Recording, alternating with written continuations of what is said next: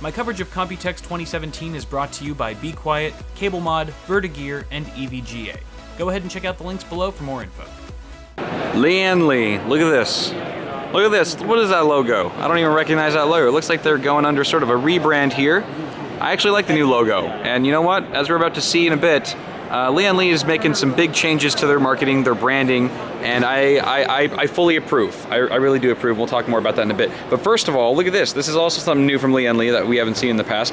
A 240 millimeter Liquid Aio. Now they've actually done a collaboration here with a company called Synsis. I believe they're an overseas partner, but you can just, first of all, just take a look at this aesthetic, and we'll get some B-roll shots as well, but a very different sort of design for the radiator. This isn't your typical just black on black Asetek cooler. So this is a really unique design. Look at this, full copper fins.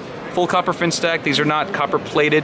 This is just full straight up copper, so it adds quite a bit of heft to the entire unit, but definitely breathes quality all around. Kind of a nice aluminum finish here. If you look really close, you can see that it does say it is expandable. So this is an expandable Aio. The tubing is very nice and sleek, doesn't twist very easily, so no kinkage if you're in, trying to cram this into tight spaces. Woo! And then you've also got, I believe these are just regular standard G 1/4" fittings. Don't quote me on that though. I didn't get it confirmed, but it looks like they may be real fittings that you can also disconnect from the water block as well.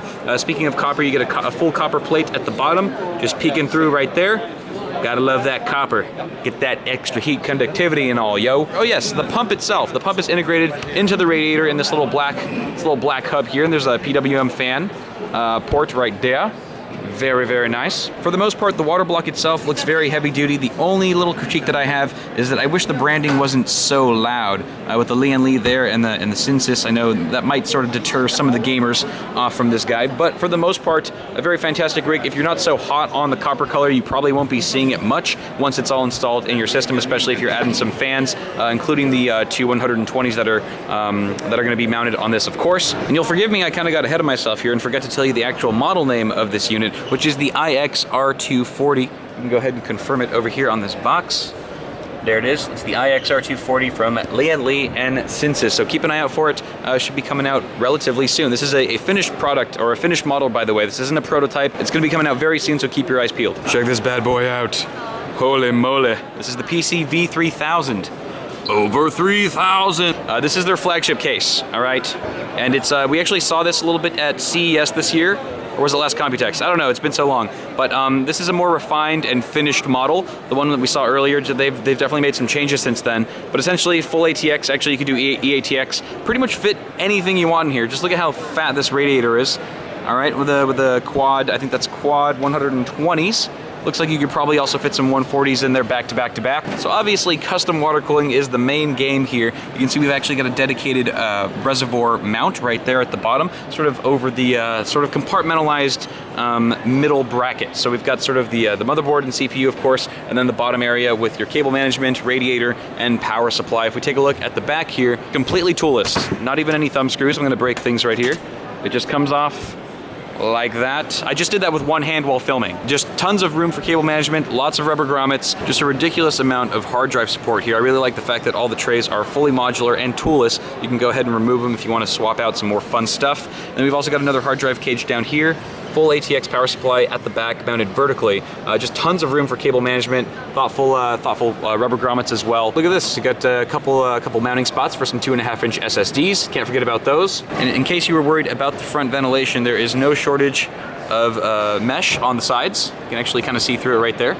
It's going all the way up and down. And since this is a fairly tall case, you are getting full ventilation up and down. For the most part, I should also mention tempered glass side panel, of course, why not?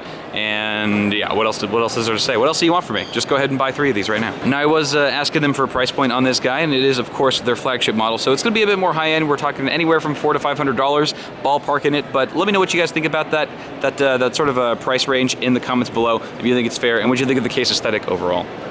All right guys, this is the Alpha series, the new family of cases from Lian Li. They look a little bit different, don't they?